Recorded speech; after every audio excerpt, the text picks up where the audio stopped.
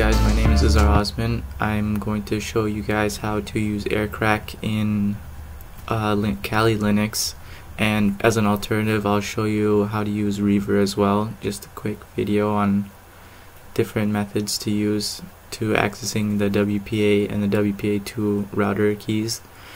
And I'm teaching this from a course that I'm taking called Computer Security, taught by Faisal Kaleem. And before I get started, I want to tell you that I do not want to be held accountable for any of the actions that you take. So this is pretty much a disclaimer saying that you are responsible for whatever knowledge that you gain, and this is just purely just educational to teach you guys that you guys should secure your stuff, anything. Alright, let's get started. Today I'm going to show you how to use aircrack to crack your network router at home. But this is only for informational purposes, so just educational. Don't want you guys to go and break into other people's routers, and if so you do, don't hold me accountable. Alright, let's get started. So first of all, you would actually need a USB Wi-Fi adapter that is compatible with the aircrack, and the one I'm using right now is a TP-Link. Has a Athos chip in it, and it is compatible with the aircrack. So before you go around testing aircrack, I would advise you to look at the compatibility and see if your chipset is actually compatible with Athos. Alright.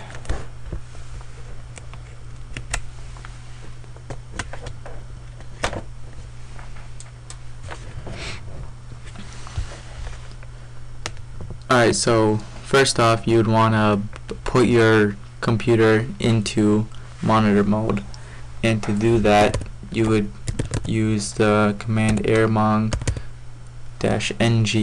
to check out which interfaces you have, and right now I have two of them.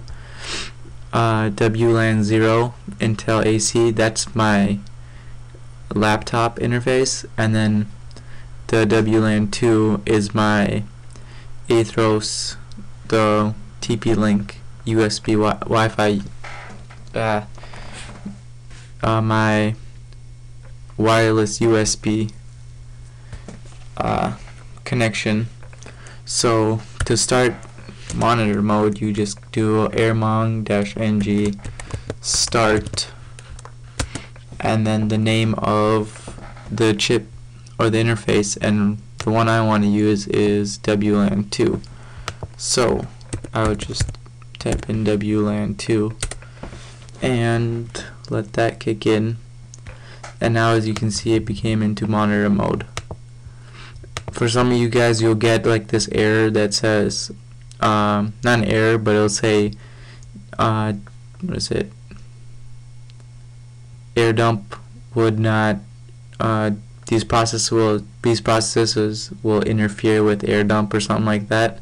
So what you want to do, if you have that, you'll have like a PID right next to them, and in order to do that you would want to, you just type in kill and then the number of the PID, I think something like that, and then you just hit enter.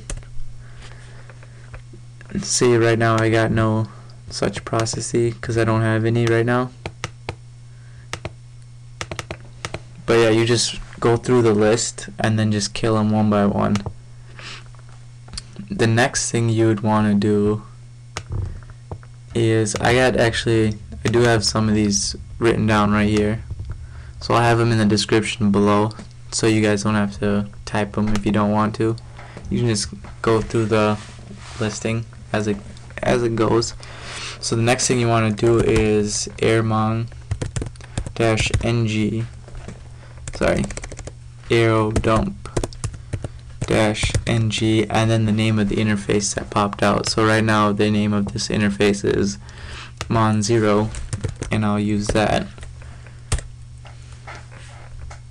And what pops up is all the routers that are coming in range of the Wi-Fi wireless card that I have right now.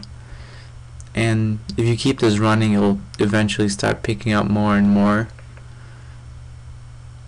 So the one that I want to go for is this router right here, the first one. And I believe the PWR is the range. So I think the closer or the lower the number, the closer it is. But yes. And this also actually shows you authentication and what encryption it has. So this one right here has WPA2, and you don't want to keep this running. It's like if you know what your router that you want to go for, you just click Control C and it'll stop running this in the process, or it'll just keep running in the background.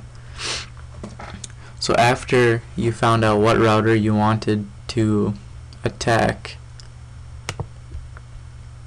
I would open up a new terminal and just type in the following: airodump-w or airodump-ng -w, and then the name of the file that you want to write this as. So for me, I would just write it as WPA2 route, and then I would want to pick the channel that the router that I'm attacking on. And right now this channel is channel 10, so I would put channel 10 right here, or just 10, and then I want to grab the bssid of that router, which would be the MAC. Is it the MAC? Well, I'd grab that, paste it in there, and then since this is interface 0 or mon0, monitor mode 0, that. So what this is actually going to do is going to grab the information from here. So it's going to do this same process, but it's only going to do it for this interface, this first one that I chose, and it's going to write it to a file which is called WPA2 route. So once I hit enter, it goes into that monitor mode, and now it's just scanning the network, waiting for deauthentication of that router. So what we could do, as you can see in the next step, is go use AirPlay to force that deauthentication of the network, which I'll show you how. So you want to actually leave the router that you're using airodump on, the specific router, leave this one running in the back, and if you want, you can open a new terminal and then paste in airplay-ng -00, then the MAC ID, which is this one. Paste that, and then the interface. So what this is actually doing is saying airplay-ng, and then -0 is deauthentication, and then the number right after it is how many times you want to deauthenticate, and 0 is continuous. And as you know, A is the bssid and then interface. So hit enter, and then you can see it's sending deauthentication packets. Then you want to wait right in this corner, right as it popped up, it said WPA handshake. That means we have actually entered a handshake with the router, and so what it did was it took one of the PCs that were on the network, push them off the network so they can re-authenticate with the PC or with the network, so that it can capture that four-way handshake. So after you want to keep running, after you get the deauthentication, you can just hit Control-C in the AirPlay terminal and it'll end that, so you don't have to keep sending deauthentication packets. And then after you do get deauthentication packets, you can just Control-C in the bssid scanning one. So now after you've gotten that, you can hit ls to see all the files, and right here what you're looking for is the name of wrong one. This one is the name of the file that you created, which was WPA2 route, and then it's going to put a -1.cap. So you're looking for that cap file. So what you want to do from there is start up aircrack. So go to aircrack. Don't know why I'm doing that. I can just copy this and paste, or I'll just go here.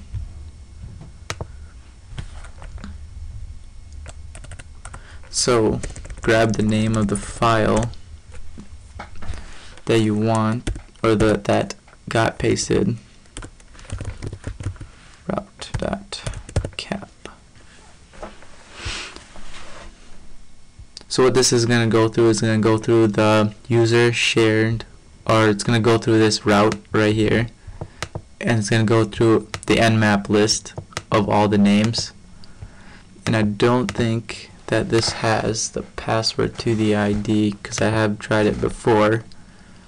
So if I hit enter, whoops,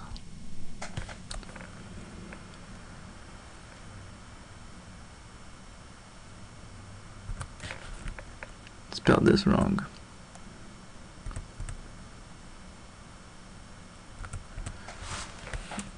Did not even see that. So there you go. Oh, actually I did find it. So this list was fairly small, and right there is the pin or the web key.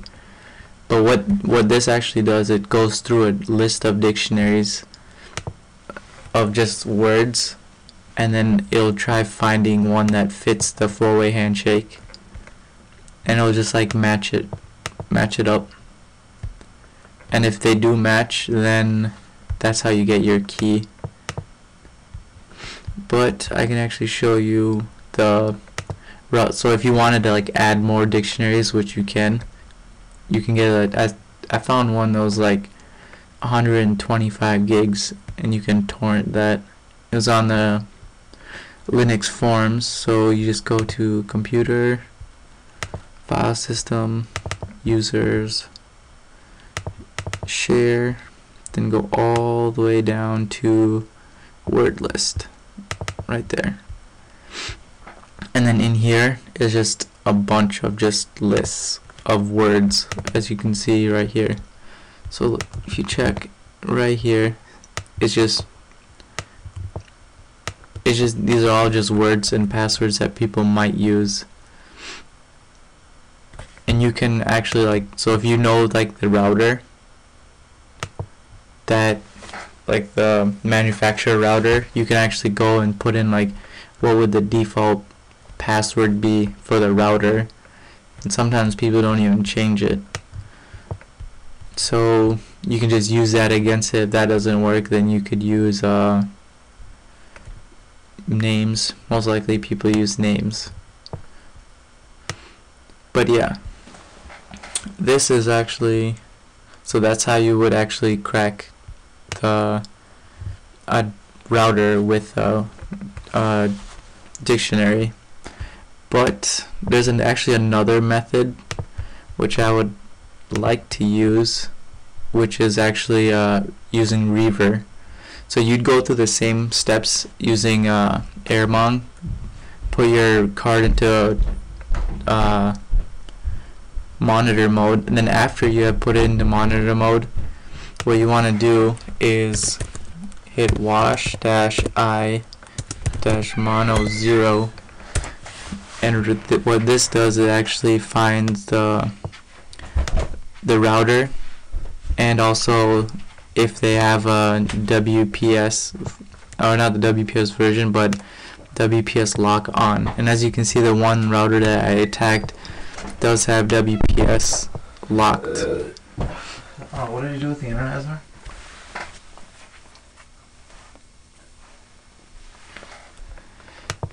So if a router is WPS locked, like the one I just attacked, then you would have to use a dictionary.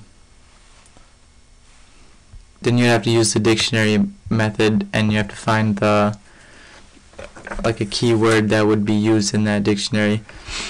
Or else, if it's not like this one, which would be my neighbor's, you could go ahead and do an attack on him, but I won't, because that's illegal. So what I'll do is I'll show you. You can let wash run and just run reaver. So you want to go follow this format reaver has.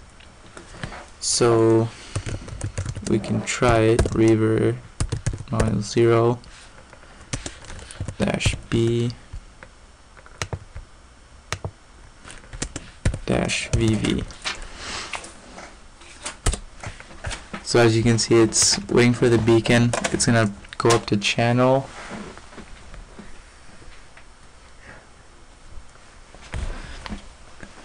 So then, as you can see, this is what the warning you'd get with a WPS locked router. Is it's going to give you a detected AP rate limiting. And what this means is I essentially got locked out of the router. So it's going to wait for the router to go back into default or to lose WPS, because I've already attacked this router using this method, and what it does is it'll give you like 2 or 3 attempts, and then it'll just lock you out for a couple hours, or depending on how long the locking stays. So as you can see, I'm still locked out of this router. And also, even if I tried attacking this bssid and it says the WPS is locked, and then say I went to attack him and then I got this warning again, that would mean his WPS locked in again. So if I like refresh this, so I just do Control-C, same command, wash -i-mon0, and then wait for this again, you would see that this got locked. It would say WPS locked, yes. But this is actually the preferred method, well, to me, but it would be sort of useless against a WPS. Well, not sort of useless, but there's a ways around it, which I can show later. But for right now, I was just going to show how to use aircrack. And aircrack is basically just using dictionaries against the router pin.